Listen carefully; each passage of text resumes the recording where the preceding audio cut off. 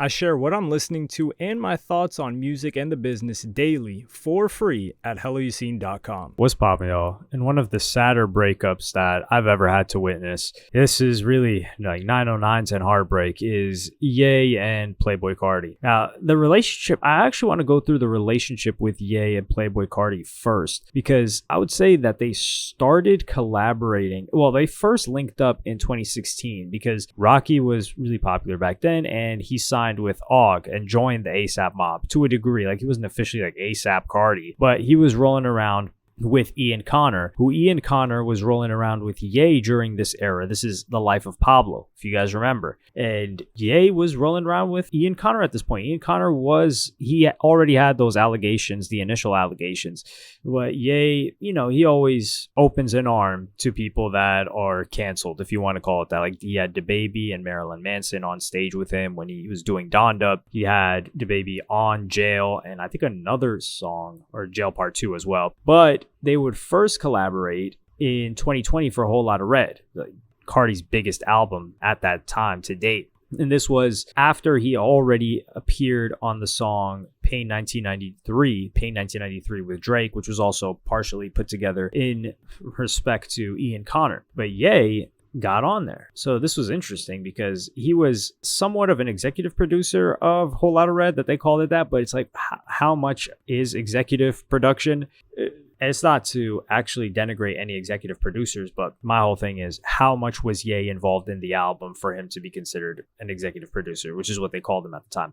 The song was Go to the Moon, and this was a huge deal for the Carti fan base and for Ye. Like, A Whole Lotta Red was huge, and it was hated initially with a lot of divide, especially post Die Lit. But post Die Lit was really what sent Carti. I think it's what turned Carti's fan base into a rabid cult, because before that, Self-Titled, you had Carti fans and Carti music enjoyers. Like I said, I was one of them. But the rabid fan base that Die Lit brought in of new people was like nothing I'd seen before. And I did see something after, which is the fan base that Whole Lotta Red brought in. But then after that, the really big moment was a song Off the Grid, which was on in 2021. So follow that up. This is Ye releasing Donda. So it has Playboi Carti and Fabio Foreign. Fire song. People love the song. It peaked at number 11 on the Hot 100. It went platinum. And I think this was great for Carti because Carti was on a roll without having to release any new music for himself. And then they wouldn't collaborate again until 2024, which was like a 2 for 2 with these guys, at least in Ye songs, because that was Carnival, which was the lead single for Vultures from Vultures 1. And we had Rich the Kid on that too. That song ended up, and Ye calls himself Ye Kelly on that, whilst also mentioning Bill Cosby, Diddy, and Jesus. And people really, really loved Carti's verse. Carti stans who have been waiting for music for years at this point loved his part on it. I have personally always said that Rich the Kid not carried this song, but Rich the Kid was if you're not a Carti stan and you're just an objective regular listener, you're gonna say, yeah, Rich the Kid had a lot for this song. And I think they originally said it was Rich the Kid's song, which makes sense. It's nothing new that Rich the Kid did from any of his other music. Just put together with the right production and the right vision, just goes to show how important those things are. It became damn near the biggest song that all three of them had in years. And that's not to say that they had low performances on other tracks. Rich the Kid did, but yeah, regardless, this was a huge song, did its thing, and then it would make sense that a year later, when Carti's getting ready to release music, especially all these recording sessions, that Ye would end up on I Am Music, which was supposed to be 2024 music at that point in time. But that didn't end up happening. So Kim Kardashian posts the song Fine-ish. He says, I bought that hoe a lot of clothes, but she love her Skims, in reference to the brand. I don't even know if it's clothing. It's not even lingerie either. Anyway, it's the apparel brand by Kim Kardashian. And then she reposts that because it's a promo for one of the biggest albums as well. And then Playboi Carti reposts that and says, Kim Kardashian, tell my niece North, send me a song. And this was Ye after he realized that he was left off, and he goes in on Carti. And he says, how would it look for me to get left off the album? And then he asked him to have vocals from my daughter. And this is another level of disrespect. I'm not going to lie. And Carti does do things like this here and there, but to this degree, and by things like this, I mean, slight jabs that are disrespectful to people, and only they know how disrespectful it is. In this case, it's Ye, so he's really, really big. But Carti is throwing shots at like these underground Atlanta artists a lot. And then he continues on to say, him going to my ex to ask my daughter to be on a song 2 days later was too far. Nobody finna play with me. And then during the rant, he posted videos. So I'm going to play you guys both the video clips. The first is in response to Carti like coming at his family. Carti, stupid ass. This is stupid, bro. It's like, you don't know when I'm dealing with my kids. This ain't your niece, nigga. This is my daughter. Don't f with me, boy. Don't fucking play with me. You letting these white people use us against each other. You letting these Jews use us against each other, nigga. I put you on, nigga.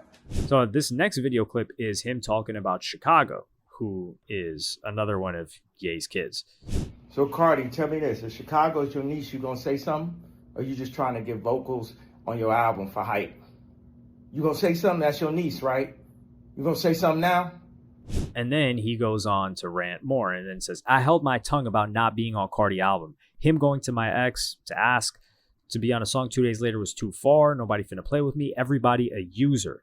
Hey, Iggy Azalea, I need to get Onyx vocals on my song. That's my nephew. Oh, and I'm going to rap about one of your businesses, the F. He's talking about one of Iggy Azalea's businesses, just like Carti rapped about Skims, which I don't think when Carti was making that bar up, he was thinking about, oh, I'm taking a shot at Kanye or Ye by mentioning his wife. I think Skims is just really popular with girls, so he put that in there. And then he says, hey North, your dad gave me my biggest song and cosign, and I left him off my album because of his tweets. Oh, but North, you my niece, I gotta use your vocals.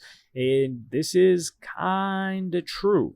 The biggest song of the past 5 years for Carti was Carnival. I think that was his first ever #1. We can't, yeah. And if Ye wasn't on, like people will say, oh man, Carti carried Carnival. If Ye's name wasn't on Carnival, #1, the sound of Carnival wouldn't be put together by Carti by himself. Are you kidding me? But even if Ye's name wasn't on that, it's not going #1. And it went #1 despite him being blackballed, and he was independent. So yeah, he gave him a big cosign and 2020 as well. So Ye did do a lot for Carti. And I'm not saying Carti had to have him on the album, but geez, like the shots that you tried to throw is too much. He says, I decided North won't be doing any songs with Carti. Or not the shots that Carti tried to throw, but the fact that Carti tried to do this whole North thing when you should know better. I decided North won't be doing any songs with Carti. How it look for me to get left off the album. And then he asked Kim to have vocals for my daughter. I don't give a F about none of this industry ish and how it's a Skims line in the first place. And I don't give a F what no comments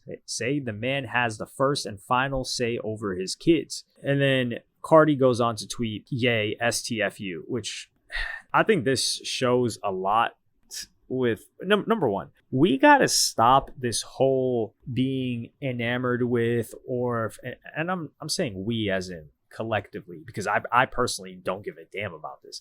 But this whole thing where they gas up like, yo, remember when Drake's son has a song? You guys remember that, right? Dog, I don't care about Drake's son's song. I didn't even listen to that song. I'm not interested in hearing what he's got to say. Hey, if they're trying to pull a whole, really get that kid a YouTube channel, that's the new Bow Wow. You know how Bow Wow was popping at like 10 years old and all us little kids were listening to Bow Wow and we thought it was cool. Yeah, that's a YouTube channel right now. So the whole music thing, maybe the YouTube channel makes me, Matty B Raps set the trend, okay? Just follow him if you're trying to do that. But trying to get North on adult songs, like, dude, North, I got the boom. Man, I'm not trying to hear that. It's garbage, respectfully. Like, she's got to put in the hours. Like, Jaden Smith is a great example because, and I won't say Willow because Willow had, like, I Whip My Hair back and forth. And that was kind of manufactured, leveraged by the relationships that her parents had. But she got back in the booth years later, perfected her craft or honed in on her craft. And she dropped songs that were hits on her own, like Meet Me on My Spot and many others. Jaden, for instance, yeah, he'd been rapping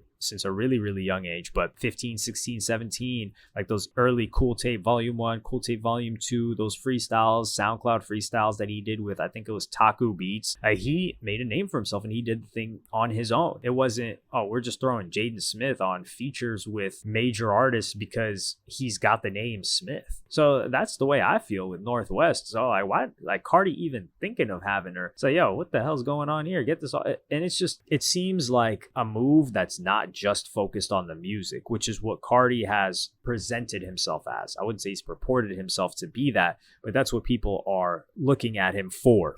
Ye goes on to say, Carti, you a child. You fake dark. I've been in this ish 30 years and I seen and know what it really is. He's talking about dark, the aesthetic, which, hey, if we keep it real, Carti was a huge Space Ghost Perp fan. And what does Carti look like now? I am the Don. I am the leader. This Carti-ish is the final heartbreak I can deal with. Carti, if North was your niece, you wouldn't let her get TRAFF, that thing that they accused Andrew Tate of, which is crazy to use this term. All this ish is about clout for all y'all. These my real kids. And yeah, he kept going in. I think, number one, it's so funny. Carti is talking about, yo, my niece, my nephew, my whatever. Dog, those titles mean nothing because Carti's own son, the guy doesn't even see him. Guy was playing PS5 while he was born, which I don't think there's anything wrong with him potentially not showing up to the actual birth. But the PS5 with Lil Uzi Vert is one of the funniest lines of all time. And people can get offended if they want. I don't care. That's funny. It's a funny story. Oh man. But this is a sad breakup. I do think that they can get back together. I don't think this is irreparable like the Ye and Jay-Z relationship, which I do think Jay-Z's such a level-headed and intelligent individual that he could repair it if he wanted to and found an incentive to work with Ye at all, because he just doesn't see Ye as mentally all the way there all the time and wouldn't take it as insulting as he would from anybody else. But for Carti, I think Carti did foul here. I'll have to be honest. Carti did foul here. He should not have been mentioning Northwest at all. He could have mentioned, like, Ye would have came at him regardless, even if he just reposted that. But it is what it is. This is sad. I mean, Carti stands and Ye stands and the music enjoyers of both. We've had a good run. Let's be real here. This past 4 to 5 years of Ye and Carti has been outstanding. But it looks like it's going to come to an end for the foreseeable future unless we get some leaks. So the leakers are probably going to be the only ones that can save us and drop some Ye Carti. But I don't want it if it's not finished. But let me know what y'all think about this. Will they get back together soon? Like and subscribe and hit the notification bell if you enjoyed. Follow me on Twitter and Instagram. Go to helloyassine.com and I'll see you in the next one. Thank you for watching. Peace.